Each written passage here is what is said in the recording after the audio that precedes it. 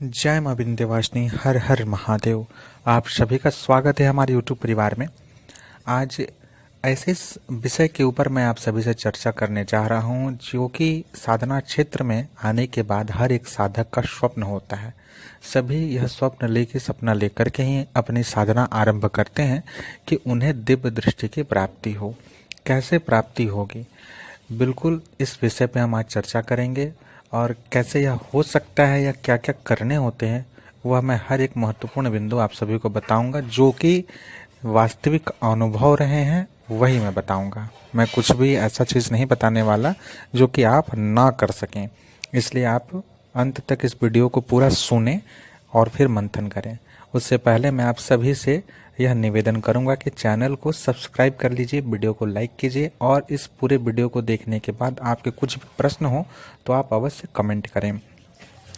आते हैं विषय पे कि दिव्य दृष्टि कैसे प्राप्त होती है, किनको प्राप्त होती है और प्राप्त होने के बाद क्या क्या करना चाहिए, इसकी क्या क्या जो नियम होते हैं, कौन से नियमों का पालन करना होता है।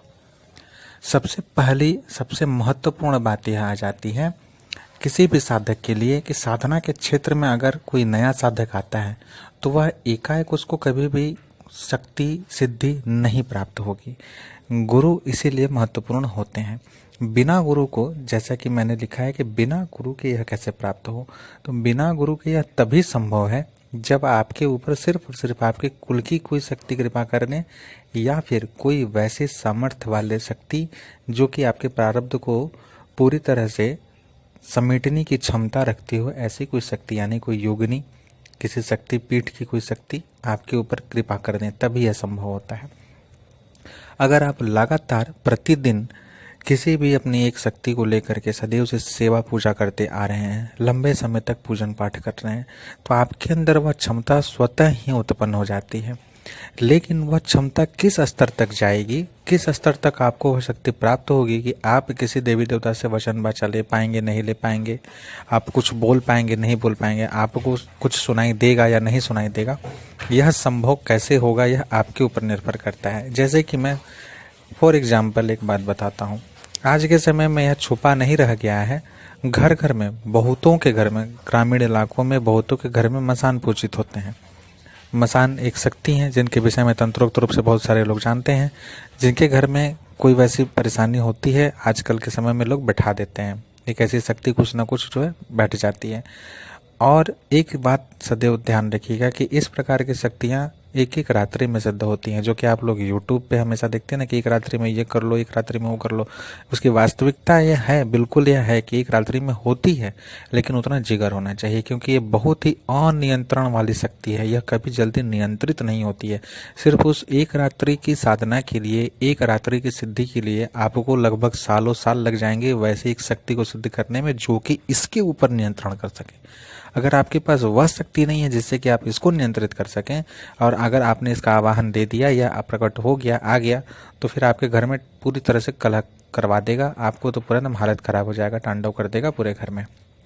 इसलिए गुरु यहाँ पर जाकर के बोला जाता है कि आवश्यक होते हैं कि वो अपनी, अगर किसी के पास एक रात्रि में सिद्धि या ऐसा कोई शक्ति वचन में आ रहा है, तो उसके पीछे उसके गुरु का हाथ होता है। वह साथ खड़े रहते हैं, वह सब जो होता है कार्य, बेसिक कार्य जो होते हैं वह कर देते हैं, जिसके कारण वो जो है इसको संभाल पाता है, या जब भी वो बिगड़ेगा तो वो बचाने के लिए है।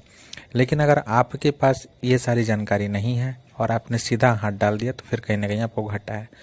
अगर यह शक्ति घर में पूजित होगी, किसी भी स्वरूप में आपने घर में किसी ने पूज लिया है, तो इन शक्तियों में वह क्षमता होती है कि वह अपने फायदे के लिए, आपके फायदे के लिए नहीं, स्वयं के फायदे के लिए शक्तियाँ जो होती है। क्योंकि अगर इनको शराब का भोग चाहिए तो चाहिए, तो अब उस स्वप्न के माध्यम से दिखाएंगे, परेशान करेंगे कुछ समय तक, लेकिन उसके बाद यह अगर प्रसन्न हो गई तो ये स्वतः ही आपको जो है इतना क्षमतावान बना देती हैं कि आप जो है इन शक्तियों का प्रयोग करके किसी का भी भेद ले सकते हैं। जब तक आप इसका सेवा पूजा सही तरीके से करेंगे, यह आपको भेद देती रहेगी। यानी कि आप जो चाहते थे वो आपको प्राप्त हो गया, आपको दृष्टि प्राप्त होगी। दृष्टि क्या, आपको दोनों स्वर्ण शक्ति प्राप्त होगी। आप बूझा भूजा ले सकेंगे, जिसे गांव में कहीं भूजा बोलते हैं, कहीं बुझा बोलते हैं, कहीं शोधन क्रिया बोलते हैं, तो वह आप ले सकेंगे। लेकिन वह कितना प्रतिशत सही देगा यह फिर डिपेंड कर जाएगा आपके ऊर्जा के ऊपर, आपकी साधनात्मक ऊर्जा के ऊपर। इसीलिए बोलता हूँ कि स्वतंत्र रूप से कभी भी इस प्रकार की शक्तियों की साधना नहीं करनी चाहिए।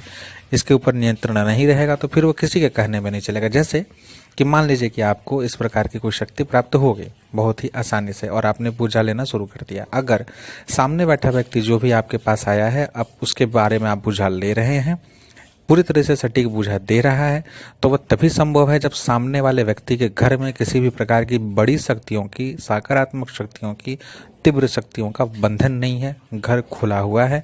उसके घर के कुलपित्र, कुल शक्तियां जो है वह कहीं ना कहीं उनका बंधन, उनका कवच जो है कमजोर है या फिर वो साथ नहीं दे रहे हैं, तो ही यह शक्ति जो है पूरी तरीके से अंदर घुस करके एक एक भेद दे पा रही है। अगर कोई वैसा व्यक्ति आपके पास आ गया जिसके पास पहले से ही, भले ही प्रत्यक्ष रूप से किसी को बूझा लेने की शक्ति उसके पास नहीं है, प्रत्यक्ष रूप से किसी देवता का वचन नहीं है, देवी का वचन नहीं है, लेकिन अप्रत्यक्ष रूप से उसने बहुत सारी साधनाएं की हुई है। जैसे कि मान लेते हैं कि उसने भगवती बगला की साधनाएं की हुई है काफ़ी लंबे समय तक, और आपने उसके ऊपर अपनी शक्ति का प्रयोग कर दिया, उसका बूझा लेने लगे, तो आपको कभी भी वो सही बूझा नहीं दे पाएगा, क्योंकि वो बंधन में है। उन्होंने जो सामने जो आपके पास आया है, जो बैठा है, वह जो है पूरी तरीके से बंधन बांध के रखा है, हर जगह किलित करके रखा है, घर सुरक्षित है, स्वयं सुरक्षित है। उसकी साधनाएं की ऊर्जा इतनी प्रबल है कि आप उसका भेद ले नहीं पाएंगे, उसका और आप भेद नहीं पाएंगे। फिर आपको क्या होगा, वहां पे वो गलत बूझा देना आरंभ कर देगा। वो कभी भी ना नहीं बोलेगा, वो सही तरीके से आपको फिर बूझा नहीं देगा, वो आपको फिर गलत तरीके से बूझा देगा, गलत देगा। और क्योंकि उसे भोग चाहिए, उससे मतलब नहीं है कि आपका क्या फायदा क्या घाटा, आप उसे जो बोलना, क्योंकि वो स्वतंत्र है, उसके ऊपर कोई शक्ति नियंत्रित नहीं कर रही है। लेकिन यही अगर आप भगवान काल भैरव की उपासना कर लिए, अपने कुल के भैरव की उपासना कर लिए, और उनकी शक्तियों के द्वारा, उनकी जो ऊर्जाएं हैं उसके द्वारा, उनके मंत्रों के द्वारा इसको बांध करके रख रहे हैं या इसको बंधन दे रहे हैं, या फिर उसकी ऊर्जा के कारण उनके नीचे में यह नियंत्रित शक्ति है, तो फिर यह जो होगा सच आपको बताएगा। क्योंकि आप स्वतंत्र रूप से इसे डील नहीं कर रहे हैं ना डायरेक्ट, आप तो जो है इसको एक तरह से हर कार्य के रूप में रखे हैं, इसको करना पड़ेगा, सही नहीं होगा सही से तो फिर आपको बताएगा कि हाँ ये चीज़ यहाँ गड़बड़ी है, मैं ये नहीं कर पा रहा हूँ, खाली हाथ आया हूँ। लेकिन स्वतंत्र रहेगा और आप इसके अधीन में रहेंगे तो फिर ये जैसा चलाएगा वैसा आपको चलना पड़ेगा। तो यह होती है दिव्य दृष्टि की एक और परत, जो कि आप सभी को ज्ञान होना चाहिए। जो लोग सटीक रूप से बूझा दे देते हैं किसी के बारे में, हर किसी के बारे में नहीं दे सकते हैं। या फिर एक और बात आप जान लीजिए कि अगर कोई वैसा साधक जिसको प्रत्यक्ष सिद्धि नहीं है और वह उतना जानकार भी नहीं है, वह व्यक्ति सीधा साधा है, उसने साधनाएं की हुई है और उसके पास अप्रत्यक्ष रूप से शक्तियां हैं, यानी साथ देने वाली शक्तियां, दैविक शक्तियां हैं, वह अगर इस प्रकार के किसी साधक के पास गया और इसने जब अपनी शक्ति चलाई, लेकिन सामने वाला व्यक्ति जो है, यानी कि जिसने मसान सिद्ध कर रखा है, उसके पास ऐसा मतलब नॉलेज है, उसके पास उसे भक्ति लाइन का नॉलेज है कि हाँ कैसे खराब करना है, कैसे अच्छा करना है, तो जब वह देखेगा कि मैं इसका बूझा सही तरीके से नहीं ले पा रहा हूँ, वो जब भांप लेगा इस चीज़ को, तो सामने वाले साधक को किसी भी तरह से, किसी भी प्रकार से उसको जो है अशुद्ध करने का प्रयास करेगा, चाहे प्रसाद के माध्यम से या कुछ जल अभिमंत्रित करके, कुछ ना कुछ वैसा करेगा जिससे कि उसका शरीर जो है अपवित्र हो, उसके पास जो कवच इत्यादि हैं वह निष्प्रभावी हो जाए। यह जब होगा तभी जाकर के वह संभव होगा कि उसका भेद उसको पूरी तरीके से मिल पाएगा। तो लोग यह कर देते हैं, अगर सामने वाला साधक का बूझ है, उसको इन सभी बातों का ज्ञान नहीं है, तो वो फंस जाता है, फिर इसके प्रभाव में आ जाएगा। हालांकि ये शक्ति उसके समक्ष कुछ नहीं है, लेकिन वो बेचारा चूंकि उसके पास प्रत्यक्ष सिद्धि नहीं है, तो वह परेशान होकर के यह सोचने लगेगा कि मेरे पास तो कुछ नहीं है, सामने वाले बाबा तो बहुत बड़े जानकार हैं। तो इस प्रकार से ये धोखा दे के, एक तरह से बोला जाता है षड्यंत्र है इस प्रकार के, इसीलिए भक्ताई लाइन को कहा जाता है कि यह सयानों का लाइन है, इसीलिए सयाने कहे जाते हैं। तो अगर आप किसी भी देवी देवता की भक्ति कर रहे हैं तो आप उन पर दृढ़ भक्ति रखिए, उनके ऊपर आप दृढ़ विश्वास रखिए, और हाँ बिल्कुल दिव्य दृष्टि प्राप्त होती है। गलती कहाँ आप कर रहे हैं पता है, आप लोग सबसे बड़ी गलती करते हैं कि आप लोग बदलते हैं बहुत ज़्यादा। आज आप 1 साल तक कर लिए गणेश जी की उपासना, अरे इनसे तो कुछ नहीं हुआ, चलो अब फलाना बाबा का यूट्यूब पे देख लिया, अब इनका करते हैं। आप करिए, फलाना बाबा का देख के, चिलाना बाबा का देख के आप नए साधना कीजिए, लेकिन इनको मत छोड़िए। अगर आप सिर्फ और सिर्फ गणपति और अथर्व शीर्षम को ही अगर आप पकड़ के लंबे समय तक चल दिए ना, तो आपको किसी की आवश्यकता नहीं पड़ेगी। आपको स्वतः ही एक समय में आने के बाद ऐसी शक्तियां प्राप्त हो जाएंगी, आप जो लेना चाहते हैं, जो जानकारी वो मिलने लगेगा। उसका भी तरीका होता है जो कि मैं बता दूंगा, कि अगर आप करते हैं तो आप हमसे जुड़े रहें, मैं बताऊंगा। जैसे कि 2-3 लोग हैं जिनको मैंने कम से कम जनवरी के समय में, यानी कि 1 साल होने जा रहा है, उस समय मैंने जब पहली बार पोस्ट की थी गणपति अथर्व शीर्षम की, वो लोग अभी तक करते आए हैं। और एक बंधु ने तो मतलब हजारों हजार बार पाठ कर लिया है। मैं उनके बारे में उनका नाम नहीं लूँगा, लेकिन उस व्यक्ति ने जितनी प्रोत्साहन कर ली है अपनी साधना की, गणपति अथर्व शीर्षम की, कभी भी अगर अगर उस व्यक्ति को देखने का मौका मिलता है, या कभी भी मैं जब देखता हूँ, तो उसकी मतलब जो ऑरा सिस्टम है, जो उसका ऑरा बना हुआ है, वह गजब का प्रबल बन गया है। उसके अंदर बहुत क्षमता है। मैं उसको अभी बहुत ज़्यादा ये नहीं करता हूँ, बोलता हूँ कि अभी और करेंगे ये व्यक्ति, क्योंकि मैं चाहता हूँ कि इन सभी चीज़ों में अब फंसे ना। अगर मैं बता दूँ कि हाँ अब इतना तो हो गया, अब इसको किस तरह से खोलना है, अब इस ये आप कर लीजिएगा तो खुल जाएगा, मैं सारा प्रोसेस करवा दूँ, सारा चीज़ उनको प्राप्त हो जाए, तो उसके बाद भटकने में उनको देरी नहीं लगेगा, क्योंकि यहाँ पर माया प्रबल हो जाएगी। जैसे ही इन सारी चीज़ों को इनकी प्राप्ति होगी, फिर भक्ति छूट जाएगी, फिर वो प्रदर्शन में चले जाएंगे, फिर वो लोगों को चाहेंगे कि हम मैं आपके बारे में कुछ बता दूँ। ऐसा ज़रूरी नहीं है कि सामने सामने फेसबुक पे बताएंगे, इधर उधर बताएंगे। उससे क्या हुआ कि जो ये बेचारे साल भर तक इतना तप किए हैं, पैसा समय मेहनत जो लगा है, वो खत्म होने में समय नहीं लगेगा, क्योंकि जो ऊर्जाएं बची हैं आपके पास, वैसे गुरु तो है नहीं ना जो कि इनको संचित करके फिर आगे कैसे लेके चलना है वो सिखाएं। संचित तो हुई है, लेकिन आप जब किसी और का देखना सुनना शुरू कर देंगे, मैं वह चीज़ बता दूंगा वैसे आप कर लेंगे, तो उसके बाद फिर आप ही का घाटा होना शुरू हो जाएगा। तो इसलिए मैं वो तो नहीं बता रहा आप सभी को, क्योंकि मैं आपका कहीं भी लॉस नहीं चाहता। लेकिन आप करके रखिए, जब आप उतने समर्थवान हो जाएंगे, जब आप किसी भी शक्ति का लंबे समय तक अनुष्ठान कर लेंगे, तो स्वयं एक समय ऐसा आएगा ना कि वो स्वयं आदेश करेंगे कि अब आप जो है ये करो। छोटी छोटी चीज़ें होती हैं कि आपको ये कार्य करने होते हैं, ये चीज़ लगेंगे, आपको देखना शुरू हो जाएगा। कैसे एक दो भाई हैं जो कि लंबे समय से अन्य प्रकार की साधनाएं कर रहे हैं, उनको स्वप्न में यह सब सारी चीज़ें आने आरंभ हो चुकी हैं, जो कि ये बता दिया जाता है, समझ में मुझे आ जाता है कि हाँ जब उनको ये चीज़ दिखाया जा रहा है, मतलब इनको ये चीज़ अब दे देने का समय है।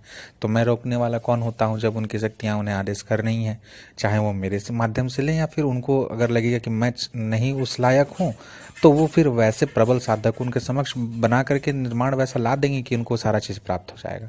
तो इसलिए कभी भी आप अपने शक्ति पे भरोसा रख के लंबे समय तक करें। एक समय आएगा कि शक्तियाँ स्वयं आपको दिव्य दृष्टि प्रदान करेंगी, और उसको सुचारू रूप से चलाना कैसे है उसके लिए आपको फिर गुरु की आवश्यकता पड़ेगी। प्राप्त तो हो जाएगा आपको, लेकिन उसको कैसे यूज करना है, कैसे उसको प्रोटेक्ट करना है, क्या क्या उसके नियम्स होंगे, किन किन नियम को आपको फॉलो करना है, क्या गलती करेंगे तो वह वापस जा सकती है, क्या गलती करेंगे तो आपकी शक्ति बंध सकती है, ये सारा चीज़ जानने के लिए, प्रैक्टिकली जानने के लिए आपको फिर गुरु की आवश्यकता पड़ती है। प्राप्त करने तक आप जो है स्वयं से कर सकते हैं, जैसा कि मैंने वीडियो में बताया है शुरू में। तो प्राप्त करने का सिर्फ एक ही सबसे अच्छा, सुगम और सही तरीका है। जिस किसी भी एक मंत्र, एक स्रोत, एक पाठ को आप पकड़ के चल रहे हैं, उसको आप तब तक चलते रहिए, तब तक चलते रहिए, जब तक कि आप जो चाहते हैं प्राप्ति, वो आपके देवता आपको दे ना दें। अगर आप हनुमान चालीसा का एक प्रश्न कर रहे हैं, तो हनुमान चालीसा अगर एक पाठ करते हैं तो आप डेली 11 कीजिए, लेकिन कंटिन्यू कीजिए। आप उसको पकड़ के चलिए। आप 90 दिन का अनुष्ठान लीजिए, 108 दिन का अनुष्ठान लीजिए। एक बार कंप्लीट किए फिर कुछ दिन गैप कीजिए। आप गृहस्थ में हैं, ब्रह्मचर्य आप नहीं रह सकते हैं, तो छोटा छोटा लीजिए, 11 दिन का लीजिए, 11 दिन तक रहें। फिर 2-3 दिन 4 दिन या एक सप्ताह तक आप फिर नॉर्मल गृहस्थ में रहें, फिर 11 दिन का लीजिए, या फिर हर महीना में आप इस तरह से पकड़ के चलते रहिए। ऐसा करते रहिए कंटिन्यू। और बाकी का जो दिन बचे उसमें भी आप सुबह शाम अपना प्रोसेस स्टार्ट रखिए। तो उससे क्या होगा ना कि यह जब आप कंटिन्यू चलाते रहेंगे, करते रहेंगे, तो उससे जो ऊर्जा निर्मित होगी ना, वह आपको जो आप चाहते हैं वो आपको प्राप्त हो जाएगी।